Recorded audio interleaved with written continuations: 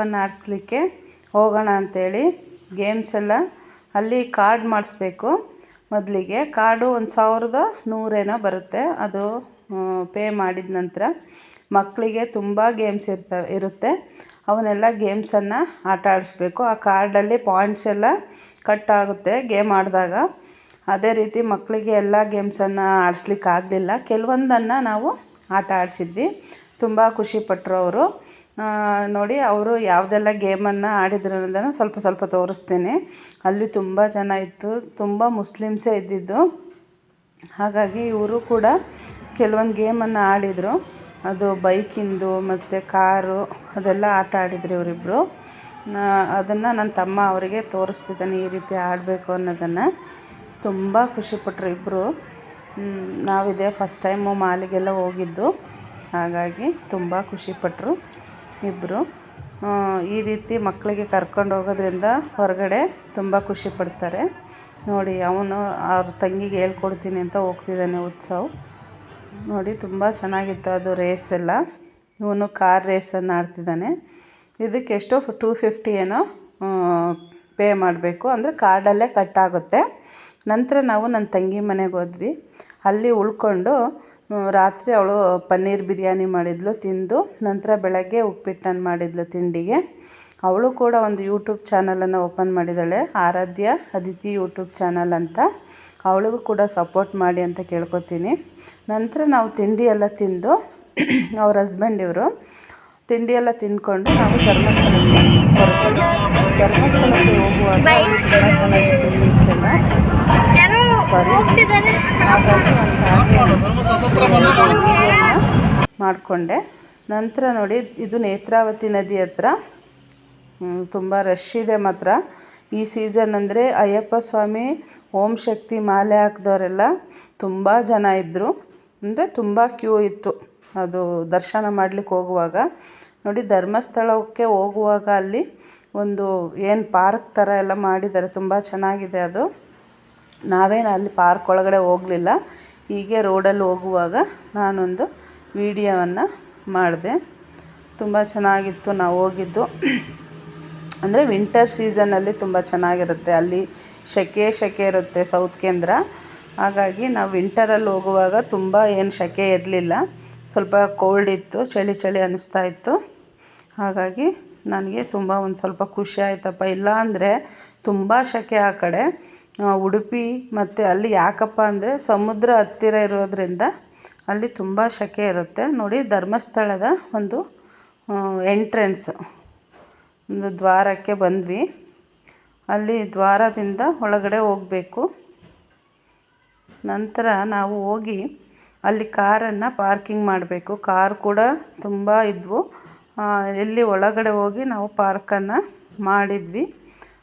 Car park ಮಾಡಿದ ನಂತರ ನಾವು ಹೋಗುವಾಗ ಅಲ್ಲಿ ಅಕ್ವೇರಿಯಮನ್ನು, ತುಂಬ ದೊಡ್ಡದು ಅಕ್ವೇರಿಯಮ್ ಇದೆ ಅಲ್ಲಿ ಒಳಗಡೆ ತುಂಬ ಚೆನ್ನಾಗಿದೆ. ಅದು ನಾವು ಹೋಗಲಿಲ್ಲ, ಹೀಗೆ ನಾನು ಹೊರಗಡೆ ಶೂಟ್ ಮಾಡಿಕೊಂಡೆ. ನಂತರ ನೋಡಿ ತುಂಬ ರಶ್ ಇದೆ, ಹೋಗ್ತಾ ಇದ್ದೀವಿ ಕ್ಯೂ ಅಲ್ಲಿ ನಿಲ್ಲೋಣ ಅಂಥೇಳಿ.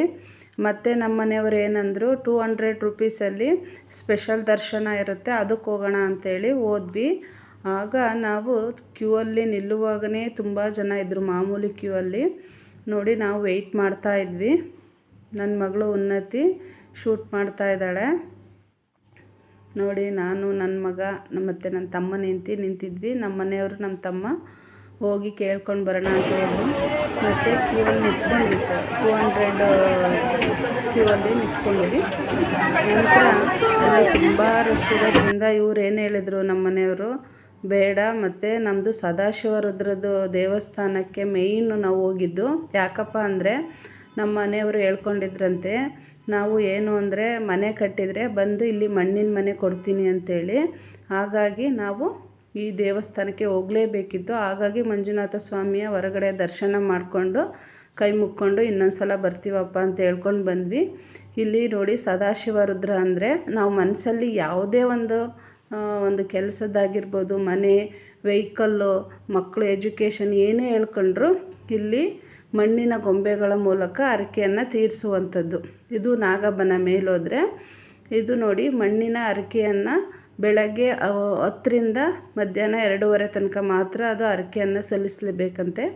ನಾವು ಮನೆ ಮತ್ತು ನನ್ನ ತಮ್ಮನಿಗೆ ನಮ್ಮಮ್ಮ ಹೇಳ್ಕೊಂಡಿದ್ರು, ಜಾಬ್ ಆದರೆ ಗೌರ್ಮೆಂಟ್ ಜಾಬ್ ಆದರೆ ಅವನಿಗೆ ಒಂದು ಮಣ್ಣಿನ ಗೊಂಬೆಗಳನ್ನು ಕೊಡ್ತೀನಿ ಅಂಥೇಳಿ. ಹಾಗಾಗಿ ಆ ಒಂದು ಹರಕೆಯನ್ನು ತೀರಿಸ್ಲಿಕ್ಕೆ ಬಂದಿದ್ವಿ. ಇದು ಮೂಲ ದೇವರು ಒಡೆದು ಮೂಡಿರುವುದು. ಅದು ಅಲ್ಲಿ ಯಾರೂ ಮೊಬೈಲನ್ನು ಅಲೋ ಮಾಡೋದಿಲ್ಲ, ಹಾಗಾಗಿ ನಾನು ಶೂಟ್ ಮಾಡ್ಕೊಂಡಿಲ್ಲ. ನಂತರ ನಾವು ಧರ್ಮಸ್ಥಳದ ಗೊಮ್ಮಟೇಶ್ವರನ ಮೂರ್ತಿಯನ್ನು ನೋಡ್ಲಿಕ್ಕೆ ಬಂದ್ವಿ. ಅಲ್ಲಿ ಹೀಗೆ ಕೆಲವೊಂದು ಪಿಕ್ ಅಂದರೆ ಫೋಟೋವನ್ನು ತೆಕ್ಕೊಂಡ್ವಿ. ನಂತರ ಅಲ್ಲಿ ಏನು ಒಂದು ಧರ್ಮಸ್ಥಳದಲ್ಲಿ ಗೊಮ್ಮಟೇಶ್ವರ ಮೂರ್ತಿಯನ್ನು ಯಾವ ರೀತಿ ಸ್ಥಾಪನೆ ಮಾಡಲಾಯಿತು ಅನ್ನುವಂಥದ್ದನ್ನು ಫೋಟೋಸ್ ಮೂಲಕ ಅದರ ಒಂದು ಹಿಸ್ಟ್ರಿಯನ್ನು ಅಲ್ಲಿ ಹಾಕಿದ್ದಾರೆ. ಅದರ ಏನು ಹಿಸ್ಟ್ರಿ, ಯಾವ ರೀತಿ ಇದನ್ನು ಸ್ಥಾಪನೆ ಮಾಡಲಾಯಿತು, ಯಾರು ಇದನ್ನು ಕೆತ್ತನೆ ಮಾಡಿದ್ದು, ಅದು ಏಕಶಿಲೆಯಲ್ಲಿ ಮಾಡಿರುವಂತಹ ಒಂದು ಗೊಮ್ಮಟೇಶ್ವರ ಮೂರ್ತಿ. ಅಲ್ಲಿ ಏನಪ್ಪ ಅಂದರೆ ಅದ್ರ ಮೆಟ್ಲನ್ನು ಹತ್ತುವಾಗ ಕೆಲವರು ಮಕ್ಕಳಾಗದೇ ಇರುವಂಥವರು ಒಂದು ಬಟ್ಟೆಯಲ್ಲಿ ಕಲ್ಲನ್ನು ಇಟ್ಬಿಟ್ಟು ಮರಕ್ಕೆ ಅದನ್ನು ಕಟ್ತಾಯಿದ್ರು. ಅದನ್ನು ಕೇಳಿದಾಗ ಈ ಮಕ್ಕಳು ಯಾರಿಗಾಗಿರೋದಿಲ್ಲ ಅವರು ಇದನ್ನು ಕಟ್ಟಿದರೆ ಮಕ್ಕಳಾಗುತ್ತೆ ಅಂತ ಹೇಳಿದರು. ಅದು ನಾನು ಇದು ಫಸ್ಟ್ ಟೈಮ್ ಕೇಳಿದ್ದು. ನಂತರ ನಾವು ಅಲ್ಲಿಂದ ಸೌತಡ್ಕ ಮಹಾಗಣಪತಿ ನೀವು ಕೇಳಿದ್ದೀರಾ, ಅದು ತುಂಬ ಒಂದು ಏನಪ್ಪ ಅಂದರೆ ಐತಿಹಾಸಿಕ ಸ್ಥಳ ಅಂತ ಹೇಳ್ಬೋದು. ಅದಕ್ಕೆ ನಾವು ಬಂದ್ವಿ. ನೋಡಿ, ಇದು ಗಂಟೆ ಗಣಪತಿ ಅಂತಲೂ ಕೂಡ ಇದಕ್ಕೆ ಹೇಳ್ತಾರೆ. ಯಾರು ತಮ್ಮ ಮನಸ್ಸಿನಲ್ಲಿ ಒಂದು ಅನಿಸಿಕೆಗಳನ್ನು ಬಯಕೆಗಳನ್ನು ದೇವರ ಹತ್ರ ಬೇಡಿಕೊಂಡು ಆ ಬಯಕೆಗಳು ಈಡೇರಿದ ಮೇಲೆ ಗಂಟೆಯನ್ನು ಕಟ್ಟಿ ಹೋಗುವ ಏನು ಅಂದರೆ ನಡೆ ಇಲ್ಲಿ ಬಂದಿದೆ. ಇದಕ್ಕೆ ಯಾವುದೇ ರೀತಿಯ ದೇವಸ್ಥಾನವನ್ನು ಕಟ್ಟಿಲ್ಲ. ಇದು ಹೊರಗಡೆನೇ ಇದಕ್ಕೆ ಪೂಜೆ ಆಗುತ್ತೆ. ಅಲ್ಲಿ ಅವಲಕ್ಕಿ ಪ್ರಸಾದ ತುಂಬ ಚೆನ್ನಾಗಿತ್ತು. ಅವಲಕ್ಕಿ ಪ್ರಸಾದವನ್ನು ತಿಂದ್ಕೊಂಡು ನಾವು ಮತ್ತೆ ಜರ್ನಿಯನ್ನು ಸ್ಟಾರ್ಟ್ ಮಾಡಿದ್ವಿ. ನಂತರ ನಾವು ಸುಬ್ರಹ್ಮಣ್ಯಕ್ಕೆ ಬಂದ್ವಿ. ಸುಬ್ರಹ್ಮಣ್ಯ ಬರುವಾಗ ಸಂಜೆ 6:30 ಆಗಿತ್ತು. 6:30 ಆಗಿದ್ದಾಗ ನೋಡಿ ಅಲ್ಲೂ ಕೂಡ ರಶ್ ಇತ್ತು. ಆದರೆ ಒಂದು ಸುಬ್ರಹ್ಮಣ್ಯ ದರ್ಶನ ಹೋಗುವಂಥ ಒಂದು ದೇವಸ್ಥಾನದಲ್ಲಿ ತುಂಬ ಅಂದರೆ ಸಂಜೆ ಪೂಜೆ ನಡಿಬೇಕಂತೇಳಿ ಬೇಗ ದರ್ಶನಕ್ಕೆ ನಮಗೆ ಬಿಟ್ಟರು. ನಂತರ ನಾನು ಆದಿ ಮೂಲಸ್ಥಾನ ಅಂದರೆ ಆದಿ ಒಂದು ಸುಬ್ರಹ್ಮಣ್ಯ ಅಂತ ಹೇಳ್ತಾರೆ, ಅಲ್ಲಿಗೆ ಹೋದ್ವಿ. ಅಲ್ಲಿ ಕುಮಾರದ್ವಾರ ನದಿಯನ್ನು ದಾಟಿ ಹೋಗಬೇಕು. ಅದು ತುಂಬ ಒಂದು ಪವಿತ್ರವಾದ ನದಿ ಅಂತ ಹೇಳ್ಬೋದು. ಅಲ್ಲಿ ನೀರನ್ನು ಸಿಂಬಿಸ್ಕೊಂಡು ತಲೆ ಮೇಲೆ ನಾವು ಆದಿ ನಾಗ ದೇವಸ್ಥಾನಕ್ಕೆ ಹೋದ್ವಿ, ಸುಬ್ರಹ್ಮಣ್ಯ ದೇವಸ್ಥಾನಕ್ಕೆ. ನಂತರ ಅಲ್ಲಿ ಒಂದು ದರ್ಶನ, ಅಲ್ಲೂ ಕೂಡ ಮೊಬೈಲನ್ನು ಬಳಸಬೇಡಿ ಅಂತ ಹೇಳಿದ್ರು. ನಾನು ಹಾಗಾಗಿ ವಿಡಿಯೋವನ್ನು ಮಾಡ್ಕೊಳ್ಳಿಕ್ಕಾಗಲಿಲ್ಲ. ನೋಡಿ, ಇದೇ ಆ ನದಿ ಕುಮಾರದ್ವಾರ ನದಿ ಅಂಥೇಳಿ. ಮಳೆಗಾಲದಲ್ಲಿ ತುಂಬಿ ಹರಿಯುತ್ತೆ. ಈಗ ಬೇಸಿಗೆ ಅಲ್ಲ, ಈಗ ವಿಂಟರು, ಈಗೆಲ್ಲ ನೀರು ಬತ್ತೋಗಿದೆ. ಅಲ್ಲೂ ಕೂಡ ನಾವು ದರ್ಶನ ಮಾಡಿಕೊಂಡು ಹೊರಗಡೆ ಬಂದ್ವಿ. ಹೀಗೆ ಪಕ್ಕದಲ್ಲಿ ಪಾರ್ಕ್ ಇದೆ, ಅಲ್ಲೂ ಕೂಡ ದೇವಸ್ಥಾನದಲ್ಲಿ ತುಂಬ ಚೆನ್ನಾಗಿತ್ತು. ನೋಡಿ ಯಾವ ರೀತಿ ಇದೆ, ಬೆಟ್ಟ ಗುಡ್ಡಗಳ ಮಧ್ಯದಲ್ಲಿ ಒಂದು ಪಾರ್ಕ್ ಹೇಗೆ ಮಾಡಿದ್ದಾರೆ. ಸುತ್ತಲೂ ಬೆಟ್ಟ ಇದೆ, ತುಂಬ ಚೆನ್ನಾಗಿದೆ ಸುಬ್ರಹ್ಮಣ್ಯ. ನಂತರ ನಾವು ಹೊರಗಡೆ ಬರುವಾಗ ಒಂದು ಕತ್ತಲಾಗಿತ್ತು, ಹಾಗೆ ಲೈಟಿಂಗ್ಸನ್ನು ಆನ್ ಮಾಡಿದರು. ಅದನ್ನು ನಾನು ಶೂಟ್ ಮಾಡಿಕೊಂಡೆ. ತುಂಬ ಚೆನ್ನಾಗಿತ್ತು. ನೋಡಿ, ನನ್ನ ಏನು ಒಂದು ಫ್ಯಾಮಿಲಿ ಟ್ರಿಪ್ಪು ತುಂಬ ಚೆನ್ನಾಗಿತ್ತು. ನೀವು ಕೂಡ ನಿಮ್ಮ ಫ್ಯಾಮಿಲಿ ಜೊತೆಗೆ ಹೋಗಿ ನಿಮ್ಮ ಒಳ್ಳೆಯ ಕ್ಷಣಗಳನ್ನು ಕಳೀರಿ ಅಂತ ಹೇಳ್ತೇನೆ. ನನ್ನ ಒಂದು ಉತ್ಸವ ಉನ್ನತಿ ವ್ಲಾಗ್ ಏನಿದೆ, ಒಂದು ಯೂಟ್ಯೂಬ್ ಚಾನಲ್ಲು, ಅದಕ್ಕೆ ನೀವೆಲ್ಲ ಸಬ್ಸ್ಕ್ರೈಬ್ ಆಗಬೇಕು. ನಾನು ಹಾಕುವಂತಹ ವೀಡಿಯೋಗಳನ್ನು ಲೈಕ್ ಮತ್ತು ಶೇರ್ ಮಾಡಿ ನಮ್ಮಂತಹ ಒಂದು ಸಣ್ಣ ಯೂಟ್ಯೂಬರ್ಗಳನ್ನು ನೀವು ಬೆಳೆಸಬೇಕು ಅಂತ ಕೇಳ್ಕೊತೀನಿ. ನಂತರ ನೋಡಿ, ನಾನು ಎಲ್ಲ ಒಂದು ಸುಬ್ರಹ್ಮಣ್ಯ ಒಂದು ಮುಗಿಸಿ ನಾವು ಪ್ಲೇಸನ್ನು ಮನೆಗೆ ಹೊರಡುವಂಥ ಸಮಯ. ನಾವು ಈಗ ಅಲ್ಲಿ ಅಂದವೇ ಊಟ ಮಾಡಿಕೊಂಡು ಹೊರಟ್ವಿ. ಮತ್ತು ಮುಂದಿನ ವ್ಲಾಗಲ್ಲಿ ಸಿಗ್ತೀನಿ ಫ್ರೆಂಡ್ಸ್.